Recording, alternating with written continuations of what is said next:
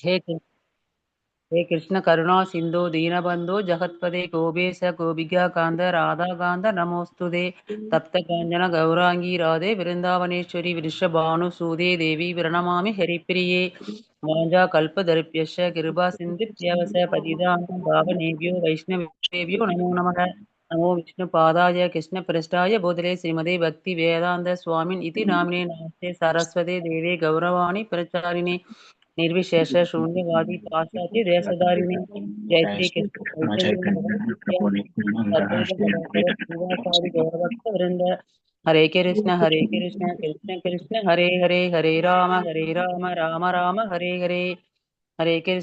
कृष्ण कृष्ण हरे राम हरे कृष्ण कृष्ण हरे राम हरे ఏకం శాస్త్రం దేవహీ పుత్ర గీతం ఏకో దేవో దేవహీ పుత్ర ఏకో మంత్రస్య నామాని యాని కర్మప్యేకం దస్య దేవస్య సేవా హరే కృష్ణ सर्वशास्त्राब्धिपेयूषा सर्ववेदैकषत्फला सर्वसिद्धान्तरत्नाद्या सर्वलोकैकदृक्प्रदा सर्वभागवतप्राणा श्रीमद्भागवतप्रभो कलिद्वन्द्वोदितादित्य श्रीकृष्ण परिवर्तिता परमानन्दपाताय प्रेमवर्षि अक्षरायते सर्वाद सर्वसेव्याय श्रीकृष्णाय नमोऽस्तु मे मद एक बंधो मद संगिन मद गुरु मन महादना मन निष्ठारका मद भाग्या मद आनंता नमोस्तुते असाधु साधु था दायिन अतीनो चाता कराह न मुंचा कदाचिन माम प्रेम न कृत कंतयोस्पुरा हरे कृष्णा कृष्ण कृष्णा हरे हरे हरे रामा राम रामा हरे हरे ஹரே கிருஷ்ண பக்தர்களே, மீண்டும் உங்கள் அனைவரையும் சாஸ்திரங்களில் சம்பாஷணைகள் நிகழ்ச்சியில் வரவேற்பதில் மகிழ்ச்சி அடைகிறேன். நம்ம நவயோகேந்திரர்களுக்கும் மகாராஜா நிமி அவர்களுக்கும் இடையே நடைபெற்று கொண்டிருக்கக்கூடிய சம்பாஷணையை கேட்டுக்கிட்டு இருக்கோம். போன வாரம் என்ன அவர் கேள்வி கேட்டார் அப்படின்னா, பகவானினுடைய மாயா சக்தி, அந்த மாயா சக்தியினுடைய ஆற்றல் எப்படிப்பட்டது அப்படின்னு நிமி மகாராஜா அந்த யோகிகளை பார்த்து கேட்கும்போது, நான்காவது யோகியான பிரபுதா அப்படிங்கிறவர் பதிலளிக்க துவங்கினார். நம்ம கொஞ்சம் பார்த்தோம் அவர் என்னெல்லாம் சொல்லிட்டு வந்தாருன்னு சொல்லிட்டு. எப்படி இந்த மனித சமுதாயம், கட்டுண்ட ஆத்மாக்கள் இந்திரிய சுகத்தின் மீது நாட்டத்தை அதிகமாக வைத்துக் கொண்டிருக்கின்றன. அவர்கள் அந்த இந்திரிய சுகத்தை அடைய வேண்டும் அப்படிங்கிறதுக்காக எவ்வளவெல்லாம் முயற்சிகள் செய்கிறார்களோ அந்த முயற்சியின் துவக்கமே அவர்களுடைய ஒரு துக்கத்தின் ஆரம்பமாக இருக்கு. அவங்க நினைக்கிறாங்க எனக்கு இதனால மகிழ்ச்சி கிடைக்க போகுது அப்படின்ட்டு, ஆனால் எதிர்மறையான விளைவுதான் கிடைக்கின்றது அப்படிங்கிற மாதிரி விஷயத்த அவர் ஆரம்பிச்சாரு. அதன் பிறகு அவர் தொடர்ந்து பேசும் பொழுது, இந்த துக்கமானது, அதாவது இன்பமற்ற ஒரு நிலை, நம்ம இன்பம் அப்படின்னு நினைச்சுக்கிட்டு இருக்கோம். ஆனால் இந்த ஒரு துக்கத்தை பெறுவது அப்படிங்கிறது எதனால ஒருவருக்கு அந்த துக்கம் கிடைக்கிறது என்றால், சந்தோஷமற்ற நிலை, அதாவது திருப்தி அடையாமல் இருப்பது. எது ஒண்ணு கிடைச்சாலும் அது மேல ஒரு திருப்தி அடையாமல் அவர்கள் இருப்பதினால் அவங்களுக்கு மீண்டும் மீண்டும் அதை பெற வேண்டும் அப்படிங்கிற ஒரு முயற்சி, ஒரு உந்துதல், அதன் மூலமாக அவர்களுக்கு தொடர்ச்சியாக துன்பங்கள் தான் நடந்து வருகின்றன அப்படிங்கிறார். இதை சொல்லிட்டு ஒரு அற்புதமா அவர் என்ன சொல்றாரு அப்படின்னா, இந்த நிகழ்ச்சி வெறும் பௌதீக உலகத்துல மாத்திரம் கிடையாது, ஸ்வர்க லோகத்திலும், ஆன்மீக லோகம்னு ஒரு சொல்லல, உயர்ந்த கோள்கள், இப்போ ஒரு சில பேர் நான் புண்ணியம் பண்ணிட்டு உயர்ந்த கோள்களுக்கு போகணும்னு சொல்லிட்டு போறாங்க இல்லையா, அவங்களுக்கு அந்த முக்தி அப்படிங்கறதெல்லாம் தெரியாம அந்த வாழ்க்கை சுழற்சி ரொம்ப சுகமாக இருக்கணும், நான் ஸ்வர்க்க பிராப்தி அடைய வேண்டும் அப்படிங்கிறதுக்காக புண்ணிய கர்மாக்களா செய்து கொண்டிருக்கிறார்கள் இல்லையா. அவங்கள பத்தி அவர் சொல்லும் போது, அப்படிப்பட்டவர்கள் அந்த ஸ்வர்க லோகத்திலும் அவர்களுக்கு என்ன நடைபெறுகிறது, இதே மாதிரி தான் அங்கேயும் நடக்குது அப்படிங்கிறார். சோ பிரபுபாதர் அற்புதமா இதற்கான விளக்கங்கள்லாம் தரார். அவர் எங்க போனாலும் அந்த நிம்மதி, அந்த சாட்டிஸ்பாக்சன் அப்படிங்கிறது கிடைக்காது அப்படிங்கிறதுக்கு ஒரு அற்புதமான ஒரு ஸ்லோகம் இது அனுப்பியிருக்கேன். இந்த ஸ்லோகம் உங்க எல்லாருக்குமே. ஏவம் லோகம் பரம் வித்யான் நஸ்வரம் கர்ம நிர்மிதம் சா துலா தூல்யாதிஷய துவம்சம் யதா மண்டல வர்த்தினாம். ஏவம் லோகம் பரம் வித்யான் நஸ்வரம் கர்ம நிர்மிதம் சா துல்யா அதிஷ்ய துவம்சம் யதா மண்டல வர்த்தினாம். யாராவது படிக்க விரும்புனீங்கன்னா படிக்கலாம். ஹரே கிருஷ்ணா பிரபு. ஹரே கிருஷ்ணா பிரபு. படிங்க, ஒன்னொன்னா படிங்க. एवं लोकं परां विद्यां नश्वरं कर्म निर्मितं च तुल्यातिशयत्वं चं यथा मण्डलवर्तिनां। हरे कृष्ण प्रभु। हरे हरे कृष्णा। कृष्ण। एवं लोकं परं विद्यान्नस्वरं कर्म निर्मितं स तुल्यादिशयध्वंसं यथा मण्डलवर्धिनाम्। थैंक यू प्रभु जी। हरे कृष्ण। हरे कृष्णा। हरे कृष्ण प्रभु जी, प्रणाम। एवं लोकं परं विद्यान्नस्वरं कर्म निर्मितं च दुर्याति च त्वां संयता मण्डलवर्तिना। हरे कृष्ण पंडित जी। हरे कृष्ण। एवं लोकं परं विद्या नश्वरं कर्म निर्मितां सतुल्यतिसाय त्वंसां यतमण्डलवर्तिनाम्। हरे कृष्ण। हरे कृष्ण प्रभु जी। एवं लोकं परं विद्यान् नश्वरं कर्म निर्मितं सा तुल्यादेचयत्वंसं यदा मण्डलवर्तिनाम्। हरे कृष्णा। हरे कृष्ण प्रभु। படிங்க. एवं लोकं परं विद्यान् नश्वरं कर्म निर्मितं स तुल्यादिशयत्वंसं यथा मण्डलवर्तिनां। हरे कृष्ण प्रभु। ஹரே கிருஷ்ணா. ஏவம் லோகம் பரம் வித்யான், அதாவது இந்த சந்தோஷமானது, இந்த சந்தோஷம் நம்ம நிரந்தரமாக எந்த இடத்துலயுமே பார்க்க முடியாது, இன்க்ளூடிங் ஸ்வர்கலோகத்தில் கூட. காரணம் என்ன அப்படின்னா, அந்த சொர்க்கலோகத்துக்கு எப்படி போறாங்க அப்படின்னா புண்ணிய கர்மாக்கள் செய்வதன் மூலமாக போகிறார்கள். சோ அடுத்த ஜென்மம் அப்படின்னு ஒண்ணு இருந்து நான் நிறைய யாகங்கள் செய்து எனக்கு அது போன்ற ஒரு பிறவி கிடைத்தாலும் கூட அந்த பிறவியிலும் எனக்கு நிச்சயமாக தொடர்ந்து இது போன்ற ஒரு இன்பம் அப்படிங்கிறது எனக்கு கிடைக்காது. காரணம் என்ன அப்படின்னா, சின்ன சின்ன விஷயங்களுக்கு எல்லாமே ஒரு மனத்தாங்கல்கள் ஏற்படுகிறது, ஒருத்தரை பார்த்து பொறாமப்படுறாங்க. அந்த ஒரு விஷயம் பௌதீக வாழ்க்கையிலும், அதாவது ஸ்வர்கலோகத்தில் இருப்பவர்கள் கூட. காரணம் என்ன அப்படின்னா, ஸ்வர்கலோகத்துல இருக்கிறவங்களுக்கும் ஆன்மீக லோகம் பகவானினுடைய கிருஷ்ணலோகத்தில் இருப்பவர்களுக்கும் என்ன வித்தியாசம் அப்படின்னா, அந்த நித்திய லோகத்தில் இருப்பவர்களுக்கு தே ஹாவ் மிஷன், அவங்களுக்கு ஒரு அப்ஜெக்டிவ் ஒண்ணு இருக்கு, அங்க போயிட்டு என்ன பண்ணணும் அப்படிங்கிறது இருக்கு, பகவானுக்கு சேவகம் செய்யணும் அப்படின்னு. ஆனா இந்த ஸ்வர்கலோகத்தில் ஒன்லி என்ஜாய்மெண்ட், அனுபவம், அனுபவிப்பது. அவங்க செய்த புண்ணியத்திற்கு ஏற்றாற் போல அவர்கள் அனுபவிக்கும் பொழுது ஆச்சாரியார்கள் என்ன எழுதுறாங்க அப்படின்னா, மற்றவர்கள் செய்வதை பார்த்து அவர்களுக்கு ஒரு பொறாமை குணம் ஏற்படும் அப்படின்னு சொல்லிட்டு ஒரு உதாரணம் என்ன கொடுக்குறாங்க அப்படின்னா, சிற்றரசர்கள் சிற்றரசர்கள் என்ன பண்ணுவாங்கன்னா, பெரிய அரசர்களை பார்த்து அந்த பயத்திலேயே அவங்களுக்கு மரியாதை கொடுப்பாங்க. கப்பம் கட்டுகிறார்கள் சொல்றோம் இல்லையா, அந்த கப்பம் கட்டுவது அப்படிங்கும்போது அந்த பயத்துல, ஆனா உள் மனசுல அவங்களுக்கு அந்த பொறாமை குணம் இருந்துகிட்டே தான் இருக்கும். எப்படியாச்சும் சூழ்ச்சி செய்து இவர்களை மரணிக்க வேண்டும், இவங்களுக்கு ஒரு ஆபத்தை ஏற்படுத்திட்டு வரணும் அப்படிங்கிற ஒரு நிலைமை அவர்களுக்கு ஏற்படுகிறது. இது எதனால் ஏற்படுகிறது அப்படிங்கிற விஷயத்தையும் அவர் சொல்கிறார். காரணம் என்ன அப்படின்னா, அவர்கள் அனைவருமே அந்த பொறாமை, அந்த அனுபவிக்க வேண்டும் இந்திரிய சுகம் நான் அப்படிங்கிற ஒரு விஷயத்தில் தான் அதிக கவனம் செலுத்துகிறார்கள். இதெல்லாம் நம்மளுக்கு கேட்கும்போது இதெல்லாம் பாசிபிளா, இந்த மாதிரி ஒரு ஸ்வர்கலோகத்துல போய் இருக்க முடியுமா அப்படிங்கும்போது பகவத்கீதையிலே சொல்றாரு இல்லையா, பகவானே சொல்றாரு, யாந்தி தேவா விருத்தா தேவான் பித்ருன் யாந்தி பித்ரு விரதா.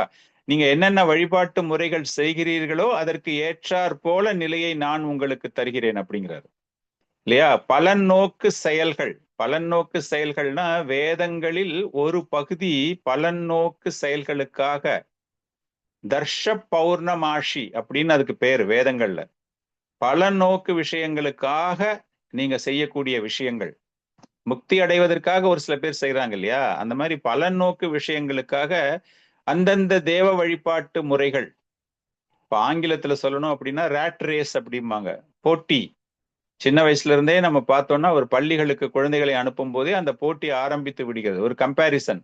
அந்த பையனை பாரு, இந்த குழந்தைய பாரு, அவன் அது தெரியும், அவனுக்கு இது தெரியும் அப்படின்னு அந்த பெற்றோர்கள் என்ன ஆசைப்படுகிறார்களோ அதைத்தான் அந்த குழந்தைகள் கற்றுக்கொள்ள வேண்டும் அப்படின்னு ஆசைப்படுறாங்களே தவிர, அந்த குழந்தைக்கு ஒரு இண்டிவிஜுவாலிட்டி, அவன் என்ன லைக் பண்றான், அதுக்கு ஒரு ப்ரையாரிட்டி கொடுக்கலாம் அப்படிங்கிற ஒரு விஷயமே கிடையாது. ஸோ அவனை எடுத்ததுல இருந்தே அந்த போட்டி பந்தயத்துல அவனை போக வைக்கணும். அப்படிங்கும்போது அவனுக்கு என்ன குணம் வளர்கிறது என்றால் ஒரு பொறாமை குணம் தான் வளர்கிறது. அவனை தட்டி கொடுத்து பரவாயில்ல, நீ முயற்சி பண்ணிருக்க, இட்ஸ் ஓகே, அது இல்லைன்னா இது அப்படிங்கிற மாதிரிலாம் கிடையாம வேற ஒருத்தனை கம்பேர் பண்ணி வளர்க்கறதால, that is what it is calling தர்ஷ பௌர்மஷி. அப்படிங்கும்போது அந்த வேதங்கள்ல நான் உயர்ந்ததாக அடைய வேண்டும், இன்பங்கள் எனக்குத்தான் அதிகமா கிடைக்கணும் அப்படிங்கிறதுக்காக நம்ம அதற்கான யாகங்களில் நம்மை நாம் ஈடுபடுத்தி கொண்டு செய்யும் பொழுது திருப்தி என்பது கிடைக்காது. காரணம் என்ன அப்படின்னா, நீங்கள் அந்த ரிஷிகேஷனுக்கு சந்தோஷம் கொடுக்கக்கூடிய நடவடிக்கைகளில் உங்களை ஈடுபடுத்தி கொள்ளவில்லை. பகவானுக்கு ஒரு சந்தோஷம் கிடைச்சிடுச்சு அப்படின்னா நிச்சயமா உங்களுக்கும் ஒரு அமைதி ஏற்படும். புக்தாராம் யக்ன தபசாம் சர்வலோக மகேஸ்வரம் சொல்றோம் இல்லையா, அந்த சுகம் அவருக்கு கிடைச்சிடுச்சு அப்படின்னா ஆட்டோமேட்டிக்கா you also will enjoy that. Part and parcel of the supreme personality நம்ம சொல்றோம். ஒரு பகவானின் ஒரு அங்கமாக இருக்கும்போது பகவானுக்கு சுகம் என்றால் அந்த உடலில் உள்ள அனைத்து அங்கங்களுக்கும் சுகம். அதுதான் பிரபுபாதர் எழுதும்போது என்ன எழுதுறாரு அப்படின்னா, இந்த போட்டியானது இந்த பௌதீக உலகத்தில் இல்லாமல் இதில் அங்கம் வகிப்பவர்கள் அந்த ஸ்வர்கலோகத்தை போகும்பொழுது மற்றவர்கள் சுகமாக இருக்கும் பொழுது, அவர் எழுதுறத வச்சுதான் நம்ம சொல்றோம். அங்க போகும்போதும் நாட் எவ்ரிபடி, எல்லாருக்கும் ஒரே கிடைக்காது. ஒரு சில பேருக்கு ஒரு மாதிரி வசதிகள் இருக்கும். இங்க பௌதீக லோகத்துல எப்படி ஒரு ஏழைக்கு ஒரு சந்தோஷம், பணக்காரனுக்கு ஒரு சந்தோஷம், கோடீஸ்வரனுக்கு ஒரு சந்தோஷம் அப்படின்னு சந்தோஷம் வித்தியாசப்பட்டு கொண்டு இருக்கிறதோ, இதே செட்டப் தான் அங்க அந்த ஸ்வர்கலோகம் அப்படின்னு சொல்லும்போது அங்கேயும் அது போலத்தான். அதனால தொடர்ந்து இது போன்று நடந்து கொண்டிருக்கும் பொழுது உண்மையான சந்தோஷம் என்பது என்ன அப்படிங்கிறதையும் அந்த பிரபுதா அவர்கள் விளக்குகிறார். அந்த யோகி யாருக்கு விளக்குகிறார்? நிமி மகாராஜாவிற்கு விளக்கும் போது, தஸ்மாத் குரும் பிரபத்யேத ஜிக்னாஷு ஸ்ரேய உத்தமம். உண்மையான இந்த சந்தோஷத்தை பத்தி ஒருத்தருக்கு தெரிஞ்சுக்கணும். உண்மையான ஒரு சந்தோஷம் என்ன அப்படின்னா, அது யாரிடமிருந்து நம்மால் தெரிந்து கொள்ள முடியும்? அந்த சந்தோஷம் அப்படிங்கிறது என்ன அப்படிங்கிறது யாருகிட்ட இருந்து தெரிஞ்சுக்க முடியும் என்றால், ஒரு ஆன்மீக ஆச்சாரியாரிடம் தஞ்சம் புகுந்து அவரிடம் தீட்சை பெறுபவர்களால் மட்டுமே அதை பற்றி தெரிந்து கொள்ள முடியும், அனுபவிக்க முடியும். காரணம் என்ன அப்படின்னா, அந்த ஆன்மீக குருவினுடைய தகுதிகள் என்ன? சாஸ்திரங்களில் கூறப்பட்டுள்ள கருத்துக்களை முழுமையாக ஏற்றுக்கொண்டு மற்றவர்களுக்கும் புரிய வைக்கக்கூடிய அளவில் எந்த விதமான ஒரு கலப்படமும் இன்றி அவர்கள் நமக்கு அதை எடுத்துரைக்கும் பொழுது என்ன ஆகுது என்னால், பகவானிடம் நாம் சரணடைய வேண்டும், தஞ்சம் புக வேண்டும் அப்படிங்கிற ஒரு விஷயம் நமக்கு விளங்குகிறது. சோ அவருடைய கொஞ்சம் கொஞ்சமா அதை மாத்துறாரு. அந்த மாயா சக்தியை எப்படி கடப்பார்கள் அப்படிங்கிற விஷயத்த ஆரம்பிச்சு, அவங்களால ஏன் சுகமா இருக்க முடியல, ஏன் ஒரு போட்டி பொறாமை உலகத்துல அவங்க இருக்காங்க அப்படிங்கிற லெவலுக்கு இதுல இருந்து ஒருவன் மீள வேண்டும் என்றால் அவன் ஒரு ஆன்மீக ஆச்சாரியரிடம் தஞ்சம் புக வேண்டும். அந்த ஆன்மீக ஆச்சாரியர்கள் எப்படிப்பட்டவர்கள் என்றால், ஸ்ரீதர் சுவாமி அவர்கள் இதை பத்தி எழுதுறாரு. அந்த தகுதி யாருக்கு? நம்ம பகவத்கீதால படிச்சிருக்கோம். நம்ம இருந்தாலும் ஒவ்வொரு ஆச்சாரியர்களும் ஒவ்வொரு விளக்கங்களை தருகிறார்கள் அந்த தகுதி என்பது எப்படி இருக்க வேண்டும் அப்படின்னு. சப்தே பரே நிஷ்ணாதம் அப்படின்னா, சப்தே அப்படின்னா வேதங்களில் கூறப்பட்டுள்ள, பரே அப்படின்னா அந்த பகவானை பற்றிய செயல்கள், பகவானை பற்றிய விஷயங்கள். சோ வேதங்களில் பகவானை பற்றி என்ன தெரிந்திருக்கிறதோ அதை அவர்கள் நிஷ்ணாதம் அனுபவிக்கிறார்கள். தே ஆர் கெட்டிங் எக்ஸ்பீரியன்ஸ்டு. அந்த வேதங்கள்ல படிப்பதின் மூலமாக அந்த பகவானை பற்றி தெரிந்து கொண்டு, அது எங்க வேதங்கள்ல இருக்கிறத தெரிஞ்சுக்கணும், மற்ற எங்கிருந்து அவங்க எடுத்து சொல்லக்கூடாது. இப்ப நம்ம பொதுவா பார்க்கும்போது என்ன சொல்றோம் அப்படிங்கும்போது சீட பரம்பரை அப்படிங்கிறோம். ஆல்மோஸ்ட் இது சேம் அர்த்தம் தான், இதே அர்த்தம் தான். வேதங்கள்ல இருக்கிறது தான் எல்லாருமே படிக்க சொல்றாங்க. அப்படி படிக்கும் பொழுது அந்த ஆன்மீக ஆச்சாரியர்களுக்கு உண்மை தெரிய வருகிறது. என்ன உண்மை தெரிய வருகிறது என்றால், அந்த பரம்பொருளை பற்றிய விஷயங்கள் தெரிகிறது, அந்த ஆன்மீக அறிவு வளர்கிறது. அதன் மூலமாக they are getting the practical realisation. Theory practice சொல்றோம், பிராக்டிக்கல் சொல்றோம் இல்லையா, அந்த மாதிரி அந்த தியரியை படிக்க படிக்க அவர்கள் அதை அனுபவிக்க துவங்குகிறார்கள். அப்படிப்பட்டவர்கள் அந்த ஆன்மீக ஆச்சாரியர் அப்படிங்கிற ஒரு விஷயங்களுக்கு வரும்பொழுது பக்தர்களின் மனதில் தோன்றக்கூடிய இருமை கருத்துக்களை மாற்றுவதற்கான தகுதிகள் அவருக்கு கிடைக்கின்றன அப்படின்னு அவர் சொல்றார், ஸ்ரீதர் சுவாமி சொல்றார் அவர். அதனால ஒரு ஆன்மீக ஆச்சாரியரை அணுகி நாம் அவரிடம் அனைத்து விஷயங்களையும் தெரிந்து கொள்ள வேண்டும். அதை எப்படி தெரிஞ்சுக்கணும் அப்படிங்கிறது பகவத்கீதையில நம்ம எல்லாருக்குமே தெரியும். தத்விதி பிரணிபாத்தேன பரிபிரஷ்னேன சேவையான்னு நம்ம சொல்றோம் இல்லையா? அந்த மாதிரி அந்த ஆன்மீக ஆச்சாரியத்தை ஏன் அணுகிறோம் அப்படின்னா அந்த பகவானை பற்றிய ஒரு உண்மை. சோ வேதங்களில் தெரிந்து கொண்டிருக்கிறார்கள், சீட பரம்பரையில் அவர்கள் அதை புரிந்து கொண்டிருக்கிறார்கள். இப்ப நான் அதுக்குன்னு டைரக்டா இப்ப இந்த இடத்துல இப்படி சொல்லியிருக்காரு ஸ்ரீதர் சுவாமி, நான் டைரக்டா போய் வேதங்களை படிச்சுட்டு நான் புரிஞ்சுக்கலாமா அப்படின்னா நோ, அதுக்கு அர்த்தம் அப்படி கிடையாது. அந்த வேதங்களை படித்து புரிந்து கொண்டவர்களிடமிருந்து இவர்களும் புரிந்து கொள்கிறார்கள். அந்த சீட பரம்பரை அப்படிங்கிறது இட் இஸ் இம்ப்ளைடு, அது ஆட்டோமேட்டிக்கா இருக்கு, இன்பில்ட். அது அந்த சீட பரம்பரையில நம்ம தெரிஞ்சுக்கணும் அப்படிங்கிறது இன்பில்ட். அதை சொல்லிட்டு அவர் ஃபர்தரா என்ன சொல்றாரு அப்படின்னா, அத்தியாய கடமை. ஒரு மனுஷனா ஒருத்தன் பிறந்துட்டான் அப்படின்னா லைஃப் அண்ட் சோல் அப்படி மூலம் நம்ம பேசும்போது சொல்லுவோம், this is my life and soul அப்படிங்கிறாங்களே. தட் லைஃப் அண்ட் சோல் அப்படிங்கிறது என்ன அப்படின்னு இந்த இடத்துல பிரபுதா அவர்கள் நிமி மகாராஜாவுக்கு கூறும்பொழுது, ஒரு ஆன்மீக ஆச்சாரியரை அணுகி அவங்கள ஒரு அர்ச்ச விக்கிரக வழிபாடு செய்வது போல அந்த ஆன்மீக ஆச்சாரியரை வழிபட்டு அவர்கள் உன்னுடைய வாழ்க்கையே அதுதான். அந்த அந்த ஆன்மீக ஆச்சாரியரை நீங்கள் அடையாளம் கண்டுபிடித்து, நம்ம சொல்றோம்ல தத்விதி பிரணிபாத்தேனா, அதைத்தான் அவர் ஆல்மோஸ்ட் இங்க திரும்ப ரிப்பீட் பண்றாரு. உன்னுடைய வாழ்க்கை life and soul is your spiritual master who should be considered as an worshipable deity. பிரார்த்தனை செய்யக்கூடிய வணங்கக்கூடிய அளவிற்கு தகுதி பெற்ற ஒரு விக்கிரகமாக பகவானுக்கு இணையாக இங்கு பார்க்கப்படுகிறார். நம்ம எல்லாமே பார்த்திருக்கோம், டிசைபிள் கோர்ஸ் படிக்கும்போது இதை பத்தி நம்ம அதிகமாக எல்லாருக்குமே சொல்லுவாங்க, பகவான் கிருஷ்ணரும் ஆன்மீக ஆச்சாரியரும் வேறில்லை அப்படின்னு. காரணம் அவங்க ரெண்டு பேருமே ஒரே மாதிரி போதனைகளை தருகிறார்கள் அப்படின்னு. சோ ஒரு ஒரு சீடனானவன், இந்த இடத்துல சீடன் அப்படின்னு அவங்க எதை எடுத்துட்டு வராரு, பிரபுதா எதை எடுத்துட்டு வராரு அப்படின்னா, again you go back to the question. கேள்விப்பட்ட அந்த நிமி மகாராஜன் கேட்ட கேள்வி என்ன கேள்வி? இந்த மாயா சக்தியினால் கவரப்பட்ட பௌதீகவாதிகள் எப்படி இதை கடக்க முடியும் அப்படின்னு. சோ அவர்கள் இதை ஏற்றுக்கொள்ளும் போது, இந்த ஆன்மீக ஆச்சாரியரை ஏற்றுக்கொள்ளும் பொழுது ஆட்டோமேட்டிக்கா அவர்கள் ஒரு சீடன் தகுதியை பெறுகிறார்கள். பண்ணிட்டு அவங்க இருந்து அதை எல்லாமே கத்துக்க ஆரம்பிக்கிறாங்க. அது கத்துக்கிட்டு முடிச்ச அவர்கிட்ட அடைக்கலம் புகுந்து அவரிடம் எல்லாத்தையும் பெறும்பொழுது என்ன பண்ணணும் அப்படிங்கறத அவர் தொடர்ந்து கூறுகிறார். ஒரு உண்மையான ஒரு சீடன் என்பவன் தன்னுடைய மனதை எப்படி பௌதீக வஸ்துக்களில் இருந்து பிரித்தெடுக்க வேண்டும், அசோசியேஷன் வித் டிவோட்டீஸ் அப்படின்னு ஆரம்பிக்கிறார் அவரு. இங்க என்ன சொல்றாருன்னா, ஒன்ஸ் அது எல்லாமே பிக்கப் ஆயிட்டு வரும்போது you should disassociate your mind from the material attachment. பௌதீக ஆசைகளில் இருந்து உங்கள் மனதை நீங்கள் பிரித்தெடுத்து அந்த ஆன்மீக ஆச்சாரியரோடு ஒரு சங்கமத்தை வளர்த்து கொண்டு, அதுபோல உண்மையான ஆன்மீகவாதிகளிடம் உங்கள் தொடர்பை வளர்த்து கொண்டு. காரணம் என்ன அப்படின்னா, இவர்கள் அனைவருமே இந்த ஆன்மீக ஆச்சாரியர்கள் மிக உயர்ந்த நிலையில் உள்ள பக்தர்கள், கருணை மிகுந்தவர்கள்.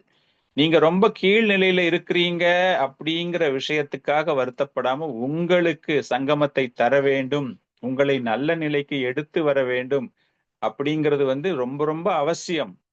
அந்த கருணை அவர்களிடமிருந்து உனக்கு கிடைக்கும்.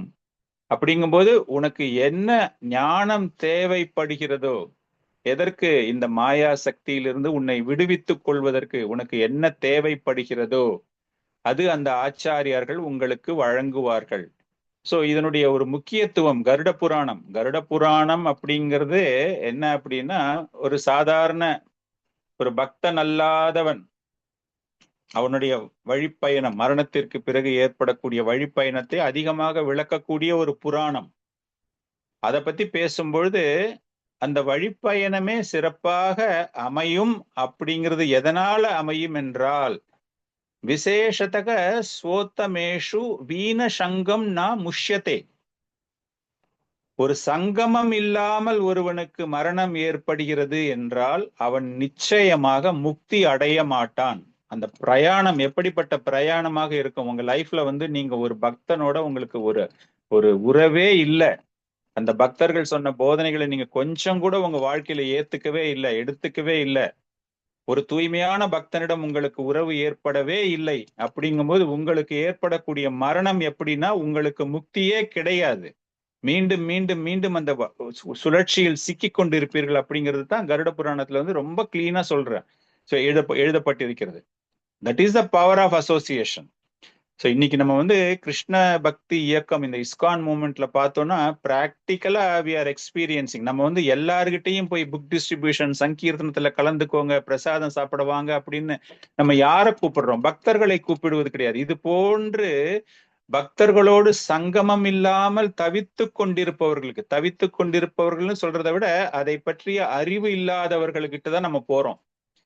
யாருகிட்ட எல்லாம் போய் நம்ம புக் டிஸ்ட்ரிபியூஷன் பண்றோம், வாங்க கோயிலுக்கு வாங்க, தாமோதர ஆரத்தி. இப்ப பாத்தீங்கன்னா தாமோதர ஆரத்தி வந்து டெய்லி நியூஸ் நம்மளுக்கு வந்துகிட்டே இருக்கு. 500 பேர் இன்னைக்கு விளக்கு ஏத்துனாங்க, 600 பேர். சின்ன சின்ன குழந்தைகள் அப்படின்னா அந்த பள்ளிகளுக்கு சென்று அவர்கள் செய்கிறார்கள். ரொம்ப அருமையான ஒரு சர்வீஸ். அந்த சின்ன வயசுலயே வி ஆர் கல்டிவேட்டிங் அந்த அசோசியேஷனுடைய பவர் ஆஃப் அசோசியேஷன். அதை பத்தி அவங்களுக்கு தெரிய ஆரம்பிக்கும் போது என்ன ஆகும் அப்படின்னா டெஃபினெட்லி கோயிங் ஃபார்வர்ட் அவங்களுக்கு பிற்காலத்தில் அவங்களுடைய முதிர்ச்சி, அவர்களுடைய அந்த அறிவு வளர வளர, வயது வளர வளர அந்த அறியாமையிலிருந்து அவங்க கண்டிப்பாக விலகுவார்கள்.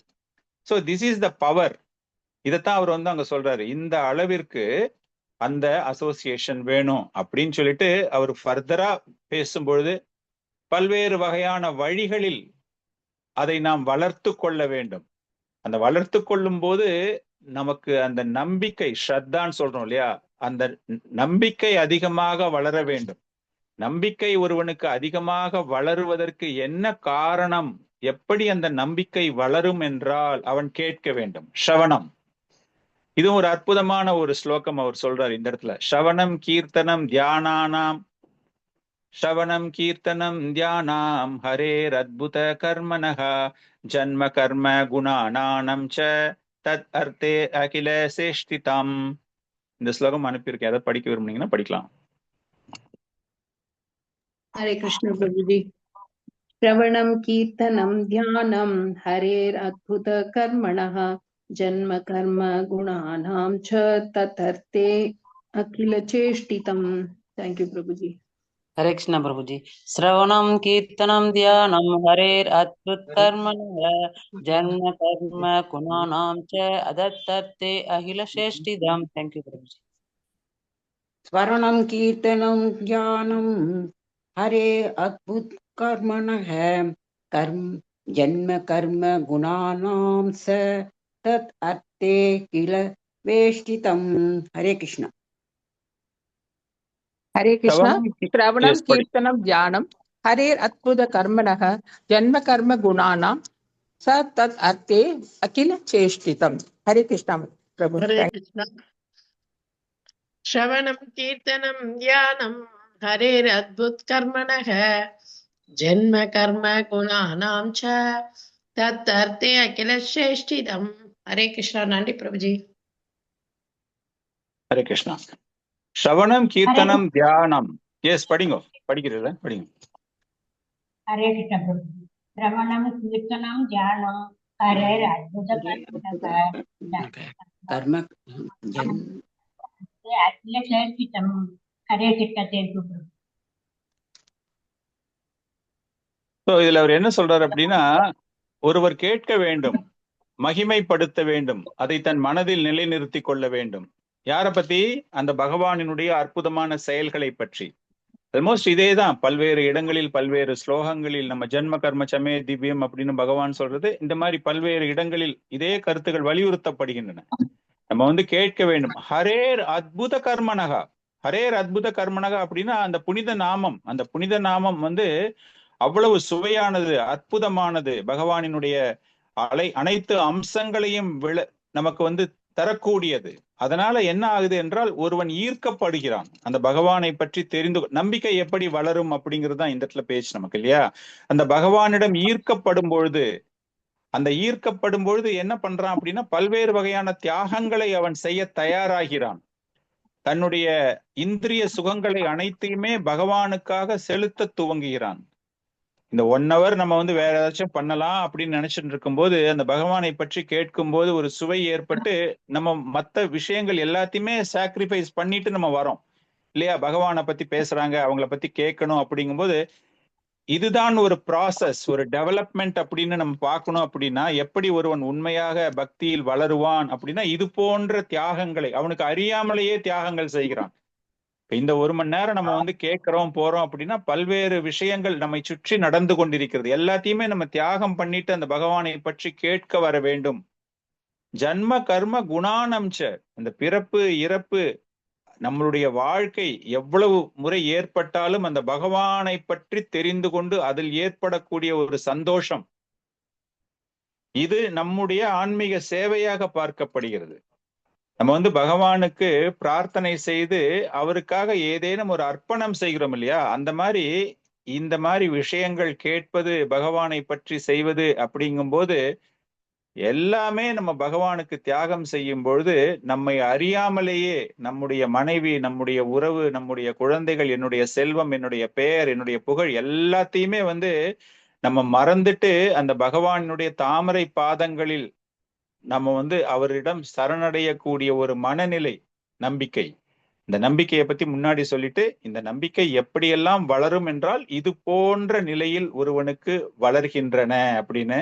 அதுக்கப்புறமா அவர் ஃபர்தரா என்ன சொல்றாரு, தன்னுடைய சுய லாபத்தை எல்லாம் எனக்காக அப்படிங்கிற ஒரு எண்ணத்தை மறந்து பகவான் கிருஷ்ணரை எவன் ஒருவன் ஏற்றுக்கொண்டிருக்கிறானோ அவர்களிடம் நட்பு ஏற்படுத்தி கொள்ள வேண்டும் அப்படிங்கிற ஒரு ஆசை அவனுக்கு தூங்குகிறது. ஃபர்ஸ்ட் அசோசியேஷன் வித் டிவோட்டிஸ் நம்ம சொல்றோம். ஒரு சீனியர் டிவோட்டிஸ் கிட்ட போய் நீங்க அசோசியேஷன் வச்சுக்கிறீங்க, உங்களுக்கு ஒரு ஃபெய்த் வளருது, வளர்ந்த உடனே நீங்க வரீங்க. அப்படிங்கும்போது அடுத்தது இந்த மாதிரி பகவானை பற்றி பேசக்கூடியவர்கள் யாராச்சும் இருக்காங்களா, அவங்களோட போய் நம்மளும் சேர்ந்துக்கலாமா அப்படிங்கும்போது அவங்க 2 பேரும் என்ன பேசுவாங்க, அந்த பகவானை பற்றித்தான் பேசுவார்கள். வேற எந்த விஷயத்தை பத்தி அவங்க பேச மாட்டாங்க. அதுல ஒரு சுவை ஏற்படுகிறது அவர்களுக்கு. சோ அதுதான் சொல்றாரு, அந்த மாதிரி அந்த நம்பிக்கை ஏற்பட்டு கேட்க துவங்கும் பொழுது உங்களுக்கு பகவானினுடைய கமல பாதங்களில் நாம் சரணடைய வேண்டும் அப்படிங்கிற ஒரு மனோநிலைக்கு நீங்கள் தள்ளப்படும் பொழுது நீங்கள் பகவானை பற்றி தெரிந்தவர்களிடம் உங்களுடைய நட்பை வளர்த்து கொள்ள வேண்டும் அப்படிங்கிற ஒரு லெவலுக்கு நீங்க போறீங்க. காரணம் என்ன அப்படின்னா, அந்த மாதிரி ஒரு தூய்மையான பக்தர்கள் எப்பொழுதுமே பகவானுக்கு சேவகம் செய்ய வேண்டும், பகவானை பற்றி தெரிந்து கொள்ள வேண்டும் அப்படிங்கிற ஒரு விஷயம்தான் அவர்கள் மனதில் ஏற்படுகிறது. அப்படி இருக்கும்போது கொஞ்சம் கொஞ்சமா நம்ம டெவலப் ஆயிட்டு அப்படிப்பட்ட பக்தர்களுக்கு நாம் நம்மால் முடிந்த ஒரு சேவகத்தை செய்ய வேண்டும். உதவினா நாட் பினான்சியலி அவங்களுக்கு நம்ம ஹெல்ப் பண்ணணும், அப்படி கிடையாது. அவங்க செய்யற பல்வேறு சேவகங்களில் நம்மை நாமும் ஈடுபடுத்தி கொண்டு அவங்களுக்காக நம்ம சர்வ் பண்ணலாம் அப்படின்னு. அதுதான் ஒரு பெரிய பெனிஃபிட். ஒரு உண்மையான ஒரு பக்தனிடம் நீங்கள் வந்து சங்கமம் வைத்து கொண்டு அவரை பத்தி தெரிஞ்சுக்கும் போது அந்த அகங்காரம் அழிகிறது. அந்த அகங்காரம் அழிந்து அவர்களுக்காக நீங்கள் நானும் ஹெல்ப் பண்றேன் பிரபு, நீங்க என்ன பண்றீங்க, உங்களுக்கு நான் ஹெல்ப் பண்றேன் அப்படின்னு நம்ம ஆட்டோமேட்டிக்கா நம்ம வரோம் இல்லையா. அதைத்தான் அவர் சொல்றாரு. இந்த மாதிரி வரும்பொழுது என்ன ஏற்படுகிறது, what is the benefit we are getting இட்னா, அந்த பகவான் இஸ் ரிவீலிங் ஹிம்செல்ஃப், அந்த பகவான் தன்னை அப்படிப்பட்ட பக்தர்களிடம் வெளிப்படுத்துகிறார். பகவத்கீதால சொல்றார் இல்லையா, இதம் தே நா அத அபாஷ்யா நா அபக்திய கதாச்சனா நா ஷா அசுர்ஷாவே வாச்சியம் நா ச மாம்யோ அப்யாஷூயதி. அப்யாஷூயதி இந்த அர்ஜுனுக்கு சொல்றாரு, இந்த மாதிரி விஷயங்களை நான் வந்து உனக்கு ஏன் பேசுறேன் அப்படின்னா, இந்த டிரான்சென்டென்டல், இந்த குஹ்யதமம், இந்த ரகசியமான அறிவை நான் உன்னிடம் ஏன் கூறுகிறேன் அப்படின்னு சொல்லிட்டு சொல்லும்பொழுது அவர் என்ன சொல்றாரு அப்படின்னா, இந்த அறிவை ஒரு சாதாரண மனிதனிடம் விளக்க முடியாது. யாரிடம் விளக்க முடியும் என்றால், பக்தர்களோடு எவன் ஒருவன் சங்கமித்து பக்தி தொண்டு ஆற்றி அந்த பக்தர்களுக்கு தன்னுடைய சேவகத்தை வெளிப்படுத்துகிறானோ, என் மீது பொறாமை இல்லாமல் இருக்கிறானோ, ஒருத்தர்கிட்ட போய் நீங்க சரணடைந்து விட்டு அவர்களுக்காக நீங்கள் பக்தி செய்யறீங்க, அவங்களுக்காக நீங்க தொண்டு செய்யறீங்க அப்படிங்கும்போது அங்க பொறாமையே வராது. எவ்வளவு அருமையா எனக்கு எல்லாமே பண்ணி கொடுக்குறாரு, நான் இவருக்கு ஏதாச்சும் ஹெல்ப் பண்ணணும், இவருக்கு நான் என்னால முடிந்த அளவு என்னுடைய உடல் அளவில் அவருக்கு நான் ஏதானும் உதவி செய்ய வேண்டும் அப்படின்னு அவருடைய சேவகத்துல நாம் ஈடுபடுத்தி கொள்ளும்போது there is no question of enviousness comes there. பொறாமை அப்படிங்கிற விஷயம் இல்லை. அதுதான் நீங்க பகவானை தான் சொல்றாரு. அது போன்ற ஒரு நிலை ஏற்படுகிறது. So this is the gradual process. Again go back to the question. What is the question? அந்த மாயா சக்தியிலிருந்து பௌதிகவாதிகள் எப்படி வெளியேற முடியும், இதுதான் கேள்வி கேட்டார் இல்லையா அவரு.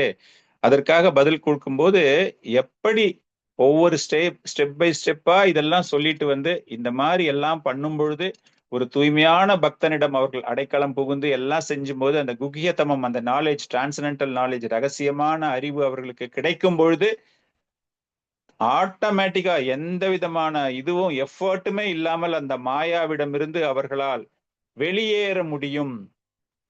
சோ அப்படி அந்த சங்கமம் கிடைத்த போது அந்த சங்கமத்தை நீங்கள் எப்படி வலுப்படுத்த வேண்டும். You should strengthen that association இல்லையா? அது கிடைக்கும் போது அந்த அசோசியேஷன் கிடைச்சிட்டு அதை நம்ம வந்து வலுப்படுத்தும் போது நமக்கு என்ன கிடைக்குது அப்படிங்கிற விஷயத்தையும் அவர் கூறுகிறார்.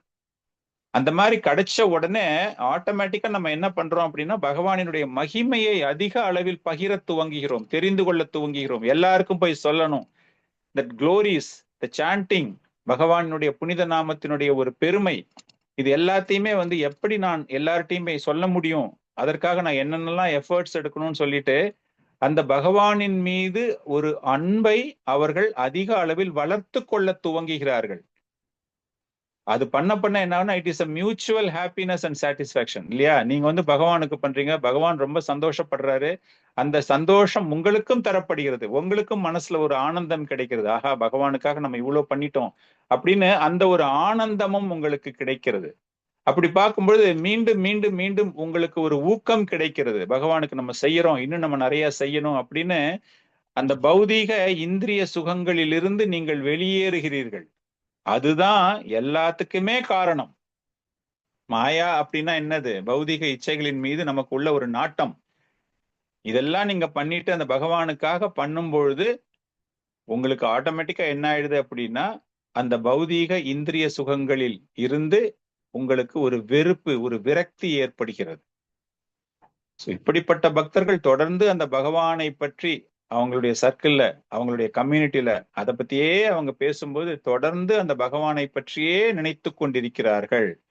சோ ஒருவனுக்கு பௌதீக ரீதியாக மாயாவிலிருந்து வெளிவர வேண்டும், அவனுடைய கலங்கங்களிலிருந்து, அவனுக்கு ஏற்படக்கூடிய தடங்கல்களிலிருந்து அவன் வெளியேற வேண்டும் என்றால் எப்படி ஒரு பக்தர்களின் சங்கத்தின் மூலமாக அவன் ஒரு தூய்மையான அன்பை பகவானிடம் பெறுகிறான். இந்த உலகில் இருந்து கொண்டே அந்த பகவானினுடைய அன்பை அவன் பெறுகிறான், அனுபவிக்கிறான். அதன் மூலமாக அவனுக்கு அந்த ஆன்மீக பரவசம், பௌதீக உலகில் அவன் வாழ்ந்து கொண்டிருந்தாலும் அந்த ஆன்மீக பரவசத்தை அவன் அனுபவிக்க கூடிய நிலையில் அவன் என்ன ஆறான்? இந்த மாயா சக்தியிலிருந்து வெளியேறுகிறான் அப்படிங்கிற ஒரு விஷயம். சோ இந்த பக்த சங்கமம், இந்த பௌதீகத்தின் உடைய அந்த சுகத்திலிருந்து ஒருவன் வெளியேறும் பொழுது அவனுக்கு என்ன கிடைக்கிறது அப்படிங்கிறது ஒரு அற்புதமான ஒரு ஸ்லோகம். அந்த ஒரு ஸ்லோகம் என்ன அப்படின்னா, இதி பாகவதம் தர்மம் சிக்ஷான் பக்தியா தத் உதாய நாராயண பரோ மாயம் அஞ்சஷ்டரதி துஷ்டராம். இந்த ஒரு கேள்வி என்ன அப்படின்னா, இந்த பக்தி, இந்த விஞ்ஞானம் இது பண்ணும் பொழுது அவர்கள் அந்த பகவானினுடைய அன்பை பெறக்கூடிய நிலைக்கு வருகிறார்கள் இல்லையா? அந்த நாராயணனை பற்றி அவர்கள் தெரிந்து கொள்ளும் பொழுது அந்த மாயா சக்தியிடமிருந்து அவர்கள் வெளியே வருகிறார்கள். இதுதான் கடைசி அவர் கொடுக்கிற பதில். பிரபுதா வந்து இவ்வளவையும் எக்ஸ்பிளைன் பண்ணிட்டு நிமி மகாராஜாவிற்கு கொடுக்கக்கூடிய பதில் என்ன அப்படின்னா, கஷ்டமான இந்த மாயா சக்தியை ஒருவன் கடக்க வேண்டும் என்றால் இதி பாகவத தர்மம். பாகவத தர்மம், நம்ம பாகவத தர்மம் அப்படின்னா தெரியும் நம்ம எல்லாருக்குமே, பக்தி தொண்டு, பகவானுக்கு ஆற்றக்கூடிய பக்தி தொண்டு. அதை தெரிந்து கொண்டு, அந்த விஞ்ஞானத்தை தெரிந்து கொண்டு அதற்காக அந்த பக்தி தொண்டில் எவன் ஒருவன் தன்னை ஈடுபடுத்திக் கொள்கிறானோ அவனுக்கு பகவானின் பிரேமை, பகவானின் அன்பை பெறக்கூடிய நிலைக்கு அவன் வருகிறான். அது போன்ற முழுமையாக அந்த பகவானுக்கு பக்தி தொண்டை ஆற்றும் பொழுது அந்த நாராயணருக்கு, நாராயணா பரோ மாயம், அந்த நாராயணனுக்கு பக்தி தொண்டை ஆற்றும் பொழுது அஞ்சஸ்தரதி துஷ்டராம், மாயாம் அஞ்சஸ்தரதி துஷ்டராம். நாராயண பரோ, பகவானுக்கு சேவகம், மாயம் அஞ்சஸ்தரதி துஷ்டராம். அந்த மாயா சக்தி, கடினமான அந்த மாயா சக்தியிலிருந்து அவன் விடுபடுகிறான். இதுதான் கொடுக்கக்கூடிய ஒரு பதிலாக அமைகிறது. பகவானோடு நம்ம சேரும் பொழுது கம்ப்ளீட்டா யூ ஆர் டிஸ்அசோசியேட்டிங். இதற்கு அற்புதமாக விளக்கங்கள் ஆச்சாரியார்களுடைய ரியலைசேஷன்ஸ் கொடுக்கும்போது ஜீவ கோஸ்வாமி என்ன சொல்றாருன்னா, முக்தி அப்படின்னா என்ன? விடுதலை இல்லையா? அந்த முக்தி விடுதலை அப்படிங்கிறது it is a by product of love of Godhead. ஒரு பகவானிடம் அவர்களுக்கு மாயம் அஞ்சா சரதி துஷ்டராம் அப்படிங்கிறதுக்கு அவர் என்ன அர்த்தம் கொடுக்கிறார் அப்படின்னா, அந்த முக்தி என்பது இது போன்ற பக்தர்களுக்கு, பகவானினுடைய அன்பை பெற்ற பக்தர்களுக்கு இது இரண்டாம் தரமாகத்தான் பார்க்கப்படுகிறது. தர்ம அர்த்த காம மோக்ஷா. பௌதிகவாதிகள்கிட்ட பேசும்போது இது எல்லாமே ஒன்னொன்னு ஸ்டெப் பை ஸ்டெப்பா அவங்க என்ஜாய் பண்ணிட்டு வந்துட்டு அவர்களுக்கு கடைசியாக முக்தி அப்படிங்கிற ஒரு நிலைக்கு அவர்கள் வருகிறார்கள். ஆனால் இங்க அவர் என்ன சொல்றாரு அப்படின்னா, இது போன்ற கிருஷ்ண பிரேமை பெற்ற பக்தர்களுக்கு, பகவானின் அன்பை பெற்ற பக்தர்களுக்கு, பக்தர்களின் சங்கமத்தினால் பகவானை பற்றி தெரிந்து கொள்ளக்கூடிய பக்தர்களுக்கு முக்தி என்பது இரண்டாம் தரமாகத்தான் இருக்கிறது. காரணம் என்ன அப்படின்னா, பகவானினுடைய பக்தி ஒருவருக்கு கிடைத்து விட்டாலே முக்தி என்பது it is a by product. By one get one free சொல்றாங்கல்ல, அந்த மாதிரி பகவானுடைய பக்தி உங்களுக்கு கிடைச்சிடுச்சு அப்படின்னா, தர்ம புரோச்சித கைத்தவோ அத்திர பரமோ நிர்மட்சாரணம் சதம் வேத்யம் வாஸ்தவம் அத்திர வஸ்து சிவதம் தாப த்ரய உன்மூலனம். இதுல என்னன்னா, ultimate enjoyment is to get the pure love of Godhead. அந்த பகவானுடைய அன்பு பிரேமை கிடைச்சிடுச்சுன்னா சிவதம் தாப த்ரய உன்மூலனம். It becomes a by product. அந்த முக்தி அப்படிங்கிறது என்னன்னா, உங்களுக்கு கிடைக்கக்கூடிய ஒரு உப பொருள் ஆட்டோமேட்டிக்கா வந்துச்சு உங்களுக்கு. நீங்க வாங்க வேண்டாம், சூப்பர் மார்க்கெட்ல போய் நீங்க அதை வாங்கவே வேண்டாம். இந்த பொருள் வாங்கினா இது ஃப்ரீன்னு கிடைக்கிற மாதிரி அந்த பகவான் பக்தியை பத்தி நீங்க தெரிஞ்சுக்கிட்டு அவருக்கு அந்த பிரேமையை கொடுத்து அவருடைய அன்பை நீங்கள் பெறும் பொழுது ஆட்டோமேட்டிக்கா உங்களுக்கு அந்த முக்தி என்பது கிடைக்கிறது. இதை எவ்வளவு ஈஸியா நம்மளால பெற முடியும் அப்படிங்கிற விஷயம் பகவத்கீதையில கடைசியாக சொல்கிறார் பகவான் இல்லையா? சர்வ தர்மான் பரித்யச்ச மாமேகம் சரணம் பிரஜா. உங்ககிட்ட இருக்கிற எல்லா தர்மத்தையும் விட்டுடு. நீ எப்பேற்பட்ட பாவம் பண்ண ஆளா இருந்தா கூட நான் உன்னை ஏற்றுக்கொள்கிறேன், நல்லபடியா உன்னை நான் பாத்துக்கிறேன் அப்படின்னா ஆட்டோமேட்டிக்கா முக்தி இல்லையா? மீண்டும் மீண்டும் அந்த சுழற்சியிலிருந்து மீட்டு தருவதுதான் அந்த பகவானினுடைய கடமை. இந்த மாதிரி ஒரு தூய்மையான பக்தி பகவானிடம், பக்தர்களோடும், பகவானுக்கு சேவகம் செய்யக்கூடிய பக்தர்களோடு, அது எப்படிப்பட்ட பக்தி அப்படிங்கிறதையும் நமக்கு ரூப கோஸ்வாமி சொல்லியிருக்காரு. அந்த முக்தி பெற வேண்டும் அப்படின்னு ஒருத்தன் இருந்தான்னா அந்யாபிலாஷித சூன்யம் ஞான கர்மாதி அனாவிருத்தம். பகவானுக்கு சந்தோஷம் தரக்கூடிய அந்த ரிஷிகேஷனுடைய இந்திரியங்களுக்கு சுகம் தரக்கூடிய அந்த சுகத்தை தரக்கூடிய பக்தர்களோடு சங்கமித்து பகவானுக்கு சேவகம் செய்யும் பொழுது அந்த மாயாவிடமிருந்து பௌதீகவாதிகளாக இருந்தாலும் கூட அவர்களால் மிகவும் எளிதில் அந்த பௌதீகவாதி அப்படிங்கிறது ஆட்டோமேட்டிக்கா அந்த அந்த அட்ஜெக்டிவ் டெர்மினாலஜி எல்லாமே போயிடும். ஒரு பக்தனா நீங்க வரீங்க, பகவானுக்காக நீங்க சேவகம் செய்ய துவங்குகிறீர்கள் அப்படிங்கும் பொழுது கம்ப்ளீட்டா வெளியே போயிடும் எல்லாமே. So this is the power of association. அந்த கேட்ட கேள்விக்கான ஒரு பதில் பிரபுதா அப்படிங்கிறவர் நிமி மகாராஜானுக்கு கூடுகிறார். அவர் கேட்ட கேள்வி என்னது? மாயாவிடமிருந்து ஒருவன் எப்படி விடுதலை பெற முடியும்? How to get disassociated from மாயா. ஸோ பௌதீகவாதிகள் மாயாவிடம் சிக்கி தவிக்கும் பொழுது அந்த மாயால இருந்து எப்படி அவங்க வெளியே வர முடியும்? They are very much attached with Maya. They are very much attached with material life. அதுல இருந்து எப்படி அவங்க வர முடியும் அப்படிங்கும்போது they are tasting. ஒரு உயர்ந்த சுவை அவர்களுக்கு கிடைக்கும் பொழுது மிகவும் கீழ்நிலையில் உள்ள ஒரு சுவை அவங்களுக்கு அது ஒண்ணுமே தெரியாது. நம்ம வாழ்க்கையிலேயே நம்ம நிறைய பார்த்திருக்கோம். ஒரு சில ஐட்டம் சாப்பிட்ற ஐட்டம், ஒரு எக்ஸாம்பிளுக்கு நான் சொல்றேன் அப்படிங்கும்போது அந்த உணவு உங்களுக்கு ரொம்ப பிடிச்சிருக்கு அப்படின்னா தொடர்ந்து அதையே நீங்க சாப்பிட்டுக்கிட்டே இருப்பீங்க. அதை விட சுவை தரக்கூடிய வேறு ஒரு உணவை நீங்கள் சாப்பிட துவங்கும் போது ஆட்டோமேட்டிக்கா அது மேல உங்களுக்கு ஒரு விரக்தி. சரி, இந்த டேஸ்ட்டுக்கா நம்ம இவ்வளவு நாளா கஷ்டப்பட்டோம், இதை விட இது எவ்வளவு சுவையா இருக்கு பார். ஒரு பிரசாதம் சாப்பிட்டுட்டு அவர்களுக்கு அதுல கிடைக்கக்கூடிய ஒரு தூய்மை, ஒரு புனிதம், ஒரு நிம்மதி எல்லாம் கிடைக்க ஆரம்பிக்கும் போது மற்ற உணவுகள், இதுவரை அவர்கள் உண்ட உணவுகள் மீது அவங்களேதான் சாப்பிட்டிருப்பாங்க, இருந்தாலும் அது மேல அவங்களுக்கு ஒரு பற்றுதல் இல்லாமல் போய்விடுகிறது. சோ அது போல இந்த மாயா எப்படி வெளியே வரணும் மாயாட்டு இருந்து அப்படிங்கிற ஒரு விஷயம் விளக்கப்படுகிறது. இப்ப அடுத்த கேள்வி கேட்க போறாரு நிமி மகாராஜா. அவர் கேட்கிற கேள்வி என்னது? ஸ்ரீராஜோ வாச்சா நாராயணா அபிதானஷ்ய பிரம்மண பரமாத்மனஹ நிஷ்டம் அர்ஹத ந வக்தும் யூயம் ஹி பிரம்ம விதமஹா பிதாமஹா. அதை படிக்கிறதா படிக்கலாம்.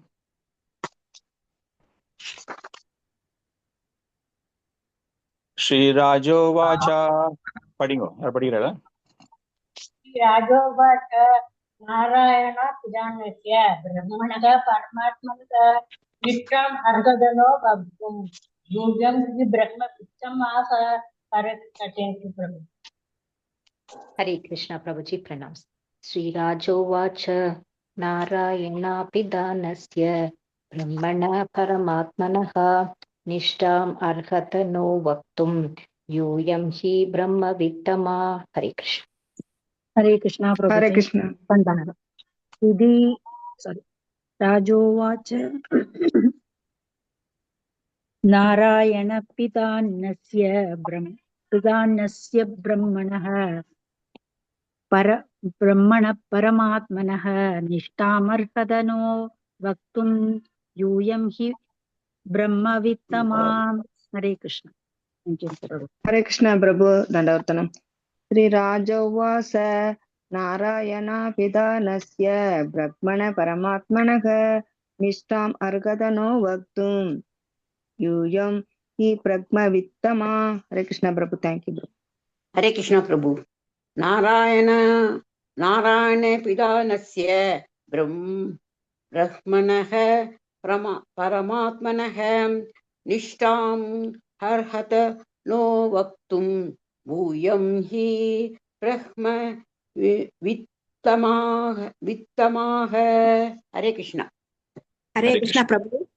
श्रीराज उवाच नारायणापितानस्य ब्रह्मणः परमात्मनः निष्ठाम् अर्हत नो वक्तुं यूयं हि ब्रह्मवित्तमाः। हरे कृष्ण प्रभु। थैंक यू प्रभु। ஸோ இங்க நிமி கேட்கிற கேள்வி என்ன அப்படின்னா, நாராயண அபிதானஷ்ய, அந்த உன்னத நிலையில் இருக்கக்கூடிய பகவான். காரணம் என்ன?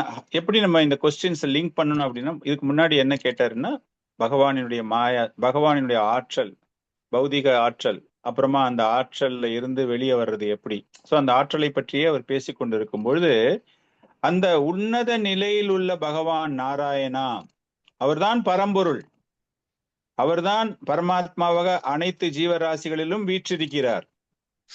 அவரை பற்றி கூறுங்கள், அவரை பற்றி கூறக்கூடிய தகுதி உங்களுக்குத்தான் இருக்கிறது. சோ அந்த பகவானை பத்தி இன்னும் ரொம்ப சிம்பிளா, இது என்ன கேள்வி அப்படின்னா, பிரம்மன் நம்ம சொல்றோம் இல்லையா, பகவானை பத்தி சொல்லும்போது பிரம்மன், பரமாத்மா, பகவான் அப்படின்னு சொல்றோம் இல்லையா, அந்த பிரம்மனினுடைய உண்மையான அடையாளம் என்ன அப்படிங்கிறது தான் கேள்வி, அவர் கேட்கிற கேள்வி. சோ இது எப்படி நம்ம சொன்ன மாதிரியே, நாராயண பரோமாயம் அஞ்சரதி துஷ்டரம், இதுக்கு முன்னாடி ஸ்லோகத்துல கடைசியா நம்ம பார்த்தோம்னா, நாராயணா அப்படிங்கிற ஒரு வார்த்தை அவர் ஆட்டோமேட்டிக்கா சொல்லிட்டார். அவரு அந்த நாராயணா அப்படிங்கும்போது that it self is a பகவான். அந்த பகவான் நாராயணரை தெரிந்து கொண்டிருப்பவர்களுக்கு மாயா சக்தியிடமிருந்து, அந்த மாயா கடலிலிருந்து, மாய சாகரிலிருந்து ஒருவரால் மிகவும் எளிதாக வெளியேற முடியும். சோ இங்க ஆச்சாரியர்கள் சொல்லும் பொழுது, நிமி மகாராஜா அவருக்கு தெரிஞ்சிருக்கு, இந்த விஷயங்கள் எல்லாமே தெரிஞ்சிருக்கு. ஆனா இந்த இடத்துல அவரு இதை கேட்பதற்கான காரணம் என்ன அப்படின்னா, அந்த நாராயணா, அந்த பகவான், அவர்தான் பரம்பொருள், அவர்தான் உண்மை, he is the highest person. ஆனா இந்த இடத்துல அவர் என்ன கிளாரிபிகேஷன் கேட்கிறாரு அப்படின்னா, எந்த இடத்துல இது கூறப்பட்டிருக்கிறது, பிரம்மன்னு சொல்ற, பரமாத்மான்னு சொல்ற, பகவான்னு சொல்ற, அந்த பகவான் தான் பெருசு அப்படின்னு எந்த இடத்துல கூறப்பட்டிருக்கிறது, அதை நான் எப்படி புரிஞ்சுக்கிறது? அவரு கேட்கறது அர்ஜுனன் கேட்கிற மாதிரியே தான். காரணம், அவர் ஆரம்பிக்கும் போதே நாராயணா அப்படின்னு ஆரம்பிக்கும் போது, பகவான் அப்படின்னா இன்னொரு அண்டர்ஸ்டாண்டிங், இஸ் அ உருவம், அவருக்கு உருவம் இருக்கிறது. பிரம்மன் அப்படிங்கும் போது இஸ் அன் இம்பர்சனலிசம், அருவவாதம். அவர் அந்த நாராயணா அப்படின்னு சொல்லும் பொழுது ஒரு உருவத்தை பற்றி பேசுகிறார். உருவம் ஒண்ணு இருக்கு அப்படின்னா நேச்சுரலி அதுதான் ஹையஸ்ட். ஆனால் அந்த பரமாத்மாக்கு வந்து என்ன உருவம், நம்மோட இருக்காரு, ஜீவராசிகளோடு இருக்காரு அப்படின்னு தான் எல்லா இடத்துலயுமே கூறப்பட்டிருக்கிறது. உருவத்தை பற்றி அங்க எதுவுமே பேசவில்லை. ஸோ அதனால அவர் கேட்கும் போதே நாராயணா அப்படிங்கிறது it is indirectly implied. But still அவருடைய கேள்வி என்னன்னா, இதை எப்படி நீங்கள் புரிய வைப்பீர்கள், இதை எப்படி தெரிந்து கொள்வது? He is the highest. அந்த அடையாளம், உண்மையான அடையாளம் என்ன அப்படின்னா, இப்ப பாகவத்திலேயே நம்ம பார்த்தோம் அப்படின்னா, யதந்தி தத்துவவிதஷ் தத்துவம் யஜ்ஞானம் அத்வயம் பிரம்மேதி பரமாத்மேதி பகவான் இதி சப்யதே. மிக உயர்ந்த ஆன்மீகவாதிகள், பரம்பொருளை பற்றி தெரிந்திருக்க கூடியவர்கள், அவர்களுக்கு நிச்சயமாக தெரியும் இந்த பிரம்மன் பரமாத்மா பகவான் அப்படிங்கிறது இருமைக்கு அப்பாற்பட்ட நிலை அப்படின்னு. இருமைக்கு அப்பாற்பட்ட நிலை அப்படின்னா என்ன அர்த்தம்? இப்ப நீங்க பகவான் அப்படின்னு சொல்லும்பொழுது there is no duality அப்படின்னா he is the highest. அவருக்கு இணையாகவோ அவருக்கு மேலாகவோ யாருமே இல்லை அப்படிங்கிறது தான் இருமை. பிரம்மன் அப்படின்னாலும் அதற்கும் இருமை கிடையாது. அந்த பிரம்மன் மாதிரியே நிலையில வேற ஒருத்தர் கிரேட்டரும் கிடையாது. பட் பகவானிடமிருந்து பிரம்மன் வருகிறது அப்படிங்கிற விஷயம் வேற.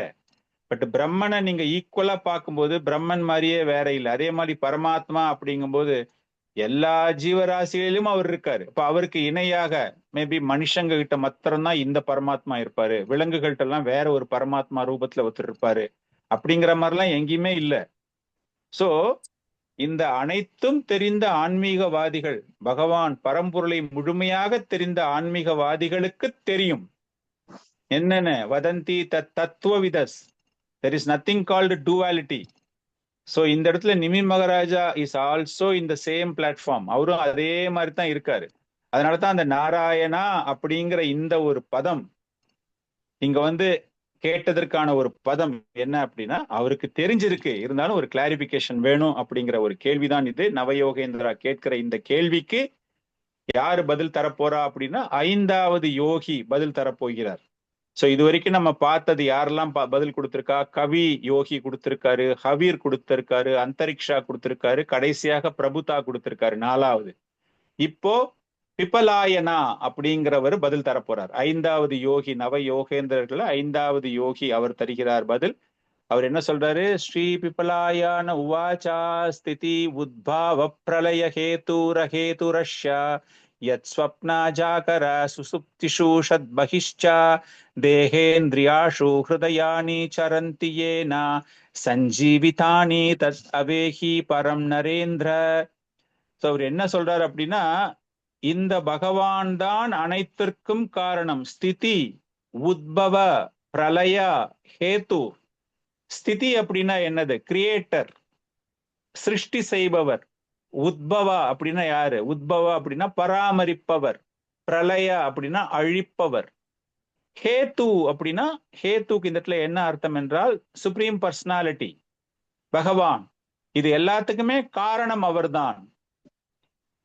அந்த நாராயணாவுடைய நிலையை நீங்கள் தெரிவிக்க வேண்டும். கேள்வியை just go back to the question. அந்த நாராயணருடைய நிலை என்ன நிலை அப்படின்னு. அப்படின்னா பிரம்மனோ பரமாத்மாவோ இந்த 3 செயல்களையும் செய்வது கிடையாது, பகவான் செய்கிறார் அப்படிங்கிற ஒரு விஷயம் நம்ம இங்க புரிஞ்சுக்க ஆரம்பிக்கணும். இந்த மாதிரி எல்லாத்தையுமே அந்த பிரபஞ்சங்கள், சிருஷ்டி, பராமரிப்பு, அழிவு, இதுக்கு எல்லாமே அவர்தான் காரணம். அப்படிங்கும்போது இதற்கு முன்னாடி வேற எந்த விதமான காரணமும் கிடையாது. செகண்டரி காஸ் கிடையாது. இதுதான் பிரைமரி காஸ். பகவான் ஆசைப்படுறாரு, சிருஷ்டி பண்றாரு, பராமரிக்கிறாரு, அழிக்கிறாரு, அவ்வளவுதான். அவர் எதற்காக சிருஷ்டி பண்றாரு அப்படிங்கிறது ஒரு செப்பரேட் தத்துவம். பட் நம்ம என்ன புரிஞ்சுக்கிறோம் அப்படின்னா, அவர் ஆல்ரெடி இருக்கிற ஒரு விஷயத்த வந்து டெவலப் பண்ணல அவரு. He becoming the primary cause, அதைத்தான் அவர் சொல்றாரு. அந்த மாதிரி பண்ணிட்டு அவர் ஃபர்தரா என்ன சொல்றாருன்னா, அந்த பகவான் சர்வ வியாபியாக எல்லா ஜட பொருட்கள், அதாவது உறக்க நிலையில் இருக்கக்கூடிய ஜட பொருட்களுக்கு உயிர் ஊட்டுகிறார். அந்த உயிர் ஊட்டக்கூடியது நம்ம பார்த்தோம் இல்லையா? உயிர் ஊட்டுகிறார், அது கனவில் செல்கின்றன, சமாதி நிலையை அடைகின்றன. இதுக்கு எல்லாத்துக்குமே அப்பாற்பட்டவராகவும் அவர் இருக்கிறார். அந்த பகவான் அப்பாற்பட்டவர் அப்படின்னா எல்லாத்துக்குமே அவர் காரணகர்த்தாவாக இருந்தாலும் கூட அவர் என்ன பண்றாரு அப்படின்னா தனியா being he is the cause of all causes, எல்லாத்துக்குமே அவர் காரணமாக இருக்கிறார் அப்படிங்கிறதால இதை நான் பண்ணிட்டேன் அதனால அதனுடைய தன்மையை நானும் ஏற்றுக்கொள்கிறேன் அப்படிங்கிற மாதிரிலாம் கிடையாது. அவரு செப்பரேட், காரணம், காரணகர்த்தா, அவ்வளவுதான். அந்த காரணத்திற்கு காரணமாக இருந்தாலும் கூட அந்த காரணத்தின் பொருளுக்கு அப்பாற்பட்டவராக இருக்கிறார். அதன் பிறகு ஒவ்வொரு ஜீவராசிகளினுடைய உடலிலும் இப்ப பரமாத்மாக்கு வராரு அவரு. அந்த பரமாத்மாவாக அந்த அந்த ஜீவராசிக்கு தேவையான உயிர் இன் த சென்ஸ் ஆக்டிவேஷன். ஒரு டெட் பாடியை வந்துட்டு, ஒரு டெட் மேட்டரை நீங்க ஆக்டிவேட் பண்றீங்க அப்படின்னா அது செயல் புரிய துவங்கும் இல்லையா? அது போல இந்த ஜட வஸ்துவை உருவாக்குவதற்கு காரணமாக இருந்த அந்த பகவான் பரமாத்மாவாக அந்த ஜீவராசியின் உடலில் உட்புகுந்து அதற்கு உயிரை கொடுத்து, அதாவது நடவடிக்கை செய்வதற்கான ஆற்றலை கொடுத்து, அந்த இந்திரியங்கள், பிராணவாயு, புத்திசாலித்தனம் எல்லாத்துக்கும் சூக்ஷமம் ஸ்தூலம் அப்படின்னு நம்ம சொல்றோம் இல்லையா? அந்த மாதிரி சூக்ஷமம் ஸ்தூலம் இரண்டின் ஆக்டிவேஷனுக்கும் அதில் ஏற்படக்கூடிய செயல்களுக்கும் அவர் காரணமாக இருக்கிறார். சோ இதுதான் அவருடைய ஒரு உண்மையான ஸ்வரூபம், நிலை. ஆனால் இந்த பகவான் அப்படிங்கிறவரு எல்லாத்துக்கும் அப்பாற்பட்டவர், காரணகர்த்தா அவராக இருந்தாலும் கூட அவர் அனைத்திற்கும் அப்பாற்பட்டவர். பிரம்ம சம்ஹிதால நம்ம பார்த்திருக்கோம் இல்லையா? ஈஸ்வரா பரமா கிருஷ்ணா சச்சிதானந்த விக்கிரகா, காரணகர்த்தா எல்லாத்துக்குமே அவர் தான் அப்படிங்கிற ஒரு விஷயத்தை அவர் கொடுக்கிறார். சோ ஜீவ கோஸ்வாமி இதை பத்தி எழுதும்போது அந்த பகவான் அப்படிங்கிறவருடைய உண்மையான ரூபம் என்ன அப்படின்னா கிருஷ்ணலோகத்தில் அவர் இருக்கக்கூடிய உண்மையான ரூபத்தை பற்றி அவர் கூறுகிறார். 200 ஃபார்ம் நம்ம சொல்றோம் இல்லையா? புல்லாங்குழல், முரளிதரா, அந்த ஒரு ஃபார்ம் தான் பகவானினுடைய ஒரிஜினல் ஃபார்ம். மற்றது எல்லாமே, அவர் செய்யக்கூடிய விஷயங்கள் எல்லாமே, அவர் எடுக்கக்கூடிய பல்வேறு அவதாரங்கள், மாயா சக்தி எல்லாமே அது என்ன அப்படின்னா பகவானினுடைய it is part and parcel of his game. ஜாகிரே பௌருஷம் ரூபம் அப்படின்னா பகவான் நாராயணன், அதாவது பகவான் கிருஷ்ணர் தன்னை விஸ்தரித்துக் கொள்கிறார் நாராயணனாக, விஷ்ணுவாக, இந்த மாயா சக்திக்காக, இந்த பௌதீக உலகத்தின் இயக்கத்திற்காக, கட்டுண்ட ஆத்மாக்களுக்கு ஒரு இந்திரிய சுகத்தை தருவதற்காக, அந்த மாதிரி பல்வேறு விஷயங்களில் அவர் தன்னை விஸ்தரித்துக் கொள்கிறார். இதுக்கு முன்னாடி ஸ்லோகத்துல பாத்தீங்கன்னா கூட அந்த பகவானினுடைய ஆற்றலை பற்றி தான் கேட்கிறார். அந்த நாராயணனுடைய ஆற்றல், அது பிரம்மன், பரமாத்மா, நம்ம எப்படி வேணாலும் கூப்பிடலாம். ஆனா இங்க பிபலாயனா, அந்த 3 குணங்கள், அதாவது அந்த 3 நிலைகளில் உள்ள பரம்பொருளை பற்றி கூறும் பொழுது அதே ஆர்டர்ல தான் அவர் சொல்றாரு. அந்த பிரம்மன் என்ன, அதுக்கான ஆற்றல் என்ன, அந்த பரமாத்மாக்கான ஆற்றல் என்ன, பகவானுக்கான அந்த ஆற்றல் என்ன, ஸ்திதி, உத்பாவ, பிரளய, ஹேது. இந்த 3 செயல்களை பார்க்கும்போது பகவானுடைய ஒரு விஸ்தரிப்பு நமக்கு தெரியும். மகாவிஷ்ணு, கர்ப்போதகசாய் விஷ்ணு, ஷீரோதகசாய் விஷ்ணுவாக அவர் விஸ்தரித்து விஸ்தரித்து எந்தெந்த இடத்துல எல்லாம் என்னென்ன செய்யணுமோ, ஹேது அந்த பகவான், that supreme personality of Godhead அப்படிங்கிற ஒரு விஷயம். பகவான் தனிப்பட்ட, அதாவது இஸ் கம்ப்ளீட்லி அலூஃப். அவருக்கு இந்த பௌதீக வாழ்க்கைக்கும் பௌதீக உலகத்திற்கும் அவருக்கும் எந்த விதமான சம்பந்தமும் இல்லை அப்படிங்கிற விஷயம் வேதங்களில் கூறப்பட்டிருக்கிறது. நா தஷ்ய காரியம் காரணம் ச வித்யதே. இதுக்கெல்லாம் காரணம் அவரு கிடையாது. இந்த sense you cannot blame him. He is not responsible for all the things happening. அவர் ஜஸ்ட் கிரியேட் பண்ணி வச்சுட்டு போயிட்டார், அவ்வளவுதான். ஒரு ட்ரெயின் பண்றாங்க, இன்ஜினியர்ஸ் எல்லாம் சேர்ந்து பண்றாங்க, அதுக்கான ஆப்ரேட்டிவ் மெக்கானிசம் எல்லாமே கொடுக்குறாங்க. அந்த ட்ரெயினை ஓட்டக்கூடிய இன்ஜின் டிரைவர் தப்பா ஓட்டி ஆக்சிடென்ட் பண்ணி சொன்ன ப்ரொசீஜர்ஸ் எல்லாம் ஃபாலோ பண்ணாம ஒரு ஆக்சிடென்ட் ஒன்று ஆகுது அப்படின்னா you cannot blame the train. ஓ, இந்த ட்ரெயின் நல்லா இல்லை, இது சரியான வேலை செய்யல அப்படின்னு சொல்லவே முடியாது. அதை இயக்கியவர் தவறாக இயக்கியதினால் அதற்கு ஒரு ஆபத்து ஏற்பட்டது. அது போல இங்கு பகவான் அந்த பரம்பொருள் எல்லாத்தையும் பண்ணியிருக்காரு, அவ்வளவுதான். பட் ஹீ இஸ் நா தஷ்ய காரியம் காரணம் ச வித்யதே. He is completely away from the cause of the creation. இந்த ஒரு சிருஷ்டிக்கான காரணம், பராமரிப்புக்கான காரணம், அழிவிற்கான ஒரு காரணம், அது எல்லாத்துக்கும் பியாண்ட் ஆல் திஸ் காசஸ் அந்த பரம்பொருள் அவர் என்ன ரூபத்துல இருக்காரு அப்படிங்கறத ஜீவ கோஸ்வாமி சொல்லும்போது அவர் எப்பவுமே கம்ப்ளீட்டா தனியா தான் இருக்காரு அப்படின்னு சொல்லிட்டு அந்த அப்படிப்பட்ட நிலையில் உள்ள அந்த பிரம்மனை அவ்வளவு எளிதாக புரிந்து கொள்ள முடியாது. இதை ஒரு சாதாரண மனசினாலேயோ நீங்க கேட்கறதாலேயோ நீங்க பேசுறதாலேயோ நீங்க பாக்குறதாலேயோ இல்லைன்னா உங்க புத்திசாலித்தனத்தை பயன்படுத்துவதாலோ அல்லது உங்களுடைய இந்திரியங்களை பயன்படுத்துவதாலோ அதன் மூலமாக நீங்கள் அந்த பரம்பொருளின் உண்மையை தெரிந்து கொள்வதற்காக you are penetrating to the supreme truth அப்படிம்பாங்க. அது எப்படின்னா ஒரு விஷயம் அந்த விஷயத்தை பத்தி தெரிஞ்சுக்கணும் அப்படிங்கிறதுக்காக நீங்க எல்லாத்தையுமே யூஸ் பண்றீங்க அப்படின்னா அது கிட்ட நீங்க போயிட்டீங்கன்னு அர்த்தம் கிடையாது. You are trying to explore. அது எனக்கு தெரிய முடியுமா அப்படிங்கிறத நீங்க பாக்குறீங்க. அந்த மாதிரிதான் அவர் சொல்றாருங்க, உன்னுடைய மனசை நீ பயன்படுத்தலாம், உன்னுடைய பேச்சு உன்னுடைய செவிகளை நீ பயன்படுத்தலாம், அந்த விஷயங்களை தெரிஞ்சுக்கிறதுக்காக உன் கண்ணால பார்க்கலாம், உன்னுடைய புத்திசாலித்து அனுமானம் நீ செய்து கொள்ளலாம், இது எல்லாமே நீ பண்ணலாம். பண்ணினாலும் கூட அந்த உண்மையான பரம்பொருளின் உள்ளே அதை பத்தி நீ முழுமையாக தெரிந்து கொண்டு விட்டாய் அப்படிங்கிற ஒரு அர்த்தமே கிடையாது. அதற்கு ஒரு உதாரணமும் கொடுக்கிறார். ஒரு பெரிய ஒரு நெருப்பு கனல்ல இருந்து ஒரு சிறு துளி அந்த ஸ்பார்க்னு சொல்லுவோம், அந்த ஸ்பார்க் வருது. அந்த spark cannot affect the original fire.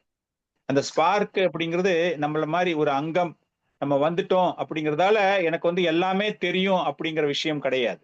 Part and parcel of the supreme லார்டுனா அப்படின்னு நம்ம சொல்றோம் இல்லையா, பகவானினுடைய அங்கம் நம்ம அப்படிங்கிறதால அந்த அங்கமாக இருக்கிறதால உனக்கு சுப்ரீம் பர்சனாலிட்டியை பத்தி முழுமையாக தெரியும் அப்படின்னு அர்த்தம் கிடையாது. அது எப்படி அப்படின்னா அந்த சின்ன நெருப்பு துண்டு அந்த பெரிய கொழுந்து விட்டு எறியக்கூடிய நெருப்புல இருந்து அது அங்கதான் உற்பத்தி ஆகிறது என்றாலும் கூட உன்னால் முழுமையாக அதை புரிந்து கொள்ள முடியாது. அந்த நெருப்பு நெக்ஸ்ட் என்ன பண்ண போகுது, அது அணைய போகுதா, அது இன்னும் கொழுந்து விட்டு எரிய போகுதா அப்படின்னு அந்த ஸ்பார்க் நீ அங்கமா தான் இருந்திருக்க, ஆனா உனக்கு அதை பத்தி தெரியாது அப்படிங்கிறது தான் அவர் இந்த இடத்துல சொல்றாரு. வேதங்களை நீ முழுமையாக படித்திருந்தாலும் கூட அந்த வேதங்களே சொல்கின்றன என்ன மறுப்பு தெரிவிக்கின்றன அப்படின்னா, இந்த வேதத்தை நீ முழுசா படிச்சுட்டதால பரம்பொருளை உன்னால் தெரிந்து கொள்ள முடியும் அப்படிங்கிறது கிடையவே கிடையாது. நம்ம வேதங்களை படிக்கிறோம் அப்படிங்கிறதால எல்லாமே எனக்கு தெரிஞ்சிடுச்சு அப்படிங்கிற அர்த்தமே கிடையாது. காரணம் ஒவ்வொருத்தருமே அதை பல்வேறு வகைகளில் அதை புரிந்து கொள்வார்கள். வேதம் அப்படிங்கிறது ஒரு சப்தம் இல்லையா, அந்த வேதத்தை நீங்க படிக்கிறீங்க அப்படிங்கும்போது அந்த ஒரு சப்தம், அந்த சப்தம் என்ன அப்படின்னா பரம்பொருள் ஒருத்தர் இருக்காரு அப்படிங்கிறதுக்கு ஒரு சாட்சியாகத்தான் இருக்கிறதே தவிர பரம்பொருள் இப்படித்தான் இருப்பார் அப்படின்னு அந்த சப்தத்தின் மூலமாக நம்மால் புரிந்து கொள்ள முடியாது. சோ அப்படிங்கிற விஷயத்த அவர் இங்க சொல்றாரு. ஏன்னா அவர் கேட்ட கேள்வி அந்த அடையாளத்தை சொல்லுங்க எனக்கு அப்படிங்கிறதுக்கு அவர் சொல்றார், இவ்வளவும் இருந்தாலும் கூட அவ்வளவு எளிதாக உன்னால் புரிந்து கொள்ள முடியாது. காரணம் என்ன அப்படின்னா மகத்தத்துவம், 3 குணங்கள், அதன் பிறகு பகவானினுடைய பல்வேறு வகையான ஆற்றல்கள், பௌதிக இந்திரியங்கள், அந்த இந்திரிய சுகங்கள், இந்திரிய வஸ்துக்கள், கர்மேந்திரியா ஞானேந்திரியா அப்படின்னு நம்ம நிறைய பார்க்கிறோம். இது எல்லாமே எங்கிருந்து வருது? காரணகர்த்தா யார் அப்படின்னா அந்த பகவானிடமிருந்து வருகிறது. பல்வேறு ரூபங்களில், பல்வேறு ஆற்றல்களில், பல்வேறு சக்திகளின் மூலமாக இது உருவாகின்றன. அதனால இதெல்லாமே நீ கேட்ட சிம்பிளான கேள்வி மாதிரி தெரியுது. இதுக்கு அவ்வளவு சீக்கிரத்துல உன்னால புரிஞ்சுக்க முடியாது, உனக்கு நான் பதில் கொடுக்க முடியாது. ஆனால் நான் பல்வேறு வகையான தன்மைகளை உனக்கு தர முடியும். அந்த பிரம்மன் அப்படிங்கிறவர் எப்படி இருப்பாரு, அந்த தன்மைகள் என்ன, அவருடைய குணங்கள் என்ன, கேரக்டரிஸ்டிக்ஸ் என்ன அப்படிங்கிறத பத்திலாம் என்னால் தர முடியும் அப்படிங்கிறத ஒரு விளக்க போகிறார். அது நம்ம நாளைக்கு கிளாஸ்ல பார்க்கலாம். ஸோ இன்னைக்கு இந்த ஒரு 5வது கேள்வி அதுக்கு என்ன அப்படின்னா பகவானினுடைய அடையாளம் அந்த பிரம்மன். காரணம் இது கேட்டதுக்கான காரணம் என்ன அப்படின்னா பகவானினுடைய ஆற்றல், பௌதீக உலகத்தினுடைய ஆற்றல், அந்த பௌதீக உலகம் எப்படி சிருஷ்டிக்கப்பட்டது அப்படிங்கிற அந்த ஆற்றலை தெரிந்து கொண்ட அவர் அந்த ஆற்றல் இவ்வளவு பவர்ஃபுல்லா இருக்கும்போது இதை பத்தி ஒண்ணுமே தெரியாத பௌதீகவாதிகள் எப்படி அதை கடக்க முடியும், இந்த மாயா சக்தியிடமிருந்து கடக்க முடியும் அப்படிங்கிற ஒரு கேள்வி கேட்டதற்கு பதிலை வாங்கி கொண்ட அவர் அப்படிப்பட்ட பகவானினுடைய அடையாளம் எப்படி இருக்கும் அப்படிங்கிற ஒரு விஷயத்திற்கு இப்போது பதில் தந்து கொண்டிருக்கிறார். இதை பத்தி நம்ம நெக்ஸ்ட் கிளாஸ்ல பார்க்கலாம். ஹரே கிருஷ்ணா. உங்களுக்கு ஏதாச்சும் டவுட்ஸ் இருந்ததுன்னா கேட்கலாம்.